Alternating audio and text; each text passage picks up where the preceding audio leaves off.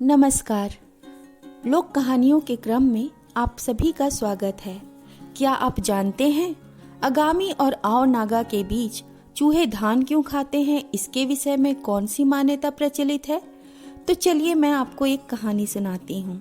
आगामी नागाओं के मान्यता के अनुसार प्राचीन काल में मनुष्य धान से अनजान था। कुछ मनुष्यों ने रास्ते से जाते हुए एक पोखर में धान का पौधा देखा। वे इस आकर्षक वस्तु को निकालने का प्रयत्न करने लगे, किंतु पोखर अधिक गहरा होने के कारण वे उस पौधे तक पहुंचने में असमर्थ हो गए। उन्होंने चूहे को धान लाने के लिए भेजा। चूहा अपने आकार के कारण सरलता से पोखर में चला गया और धान का पौधा लेकर आ गया।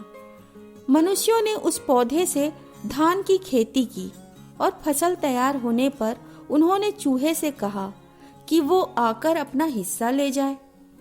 चूहे ने उत्तर दिया, नहीं, हम इतना धान नहीं ले जा सकते, क्योंकि हमारे सिर बहुत छोटे होते हैं, इसलिए आप हमें रोज थोड़ा थोड़ा धान खाने की अनुमति दीजिए।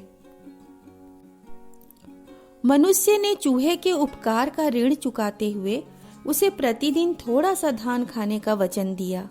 इस प्रकार तब से चूहे मनुष्यों द्वारा उगाया धान खाते चले आ रहे हैं। वहीं आओ नागा की एक अलग ही मान्यता है कि चूहे धान क्यों खाते हैं। उनका मानना है कि चूहा और मनुष्य मित्र हुआ करते थे।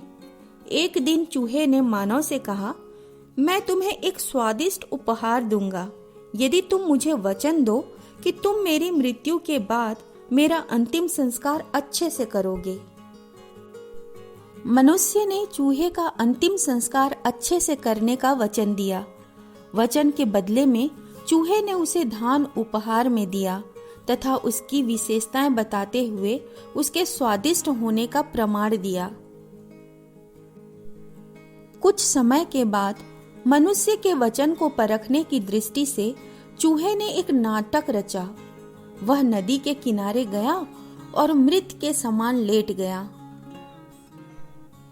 थोड़ी देर में वह मनुष्य अपने बेटे के साथ नदी के किनारे टहलने के लिए आया। उसके पुत्र ने मृत चूहा देखा और अपने पिता का ध्यान उस ओर किया। मनुष्य ने अपना वचन पूरा करने के स्थान पर यह कहा कि उसे छोड़ो, यह मरा हुआ चूहा है।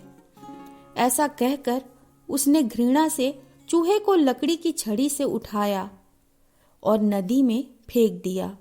चूहा, जो वास्तव में जीवित था, कूदकर बाहर आ गया और क्रोध में चिल्लाया, मानो तेरे विश्वासघात के बदले में तेरा उगाया धान हमेशा सबसे पहले मैं खाऊंगा और अपना शौच छोड़ जाऊंगा।